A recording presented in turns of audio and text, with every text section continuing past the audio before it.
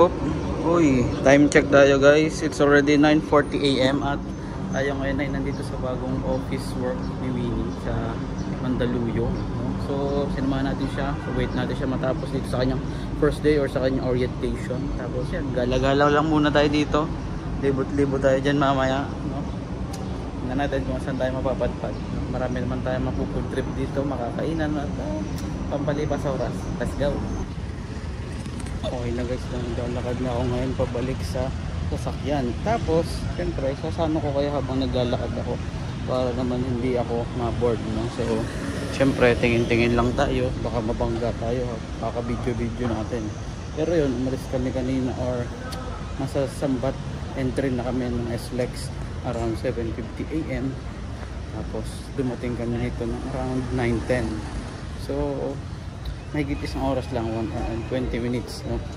Given the traffic and it's Friday. Today is February 14 nga pala. So yun yung aming Valentine's Day ni Piggy. Punta kami sa kanyang first day at work. Buti na lang nakapag-file tayo ng leave at wala nang pasok. So yun, punta muna tayo doon sa sasakyan. Dito tayo sa parking. At yun, try ko muna matulog at kumain ng konti lang. Let's go, later ulit.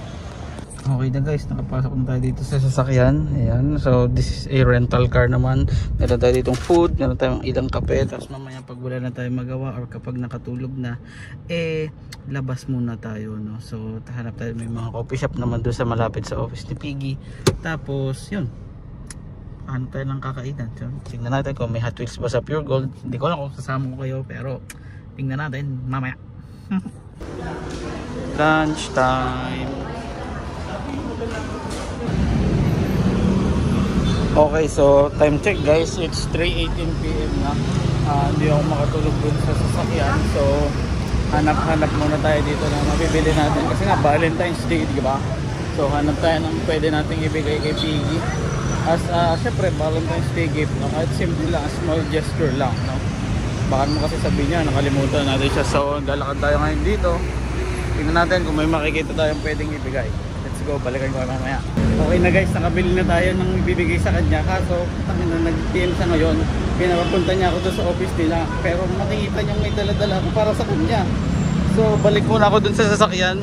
Tingnan natin kung may tailihim ko to sa kanya. Let's go. Okay na guys. So, success. Napaniwala ko siya. Sabi ko sa kanya, nagpupups ako sa CR. Kaya medyo may gagawin na daw ulit siya sa work niya. Kasi first day, syempre, bawal siya tumanggi. So matatago ko itong ibibigay ko sa kanya sa sasakyan. Tingnan natin ang kanya magiging reaction mamaya. Malapit na ako sa sasakyan. Dito na tayo sa may Mandala Park ulit. Syempre, sana hindi ako maligaw at mawala kasi first time ko magpunta dito. So good luck to me. I think isang kanto pa bago makabalik doon sa pinag-parkingan ko. Let's go. So nagkamali tayo guys. Ayun na pala. Ayun na pala yung kanto na yun. Yun yung office nila sa taas. Tapos wala naman siya. Sana di niya tayo makita. No, kasi pag nakita niya tayo, hindi na masisira yung surprise ko.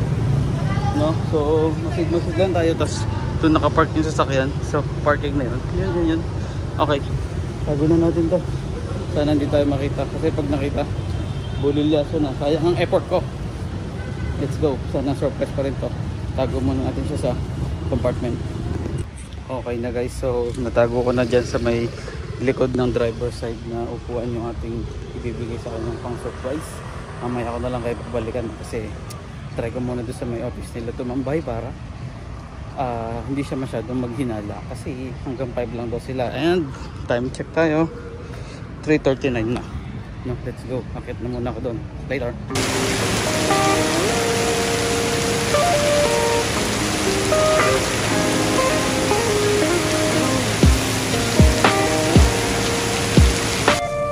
Hi guys, nandito na kami sa car. Di ko na video kung paano siya binigay pero na-surprise ka ba? Yes. Happy Valentine's. Time check. Tapos na sila. Pwede na daw umuwi. Love you.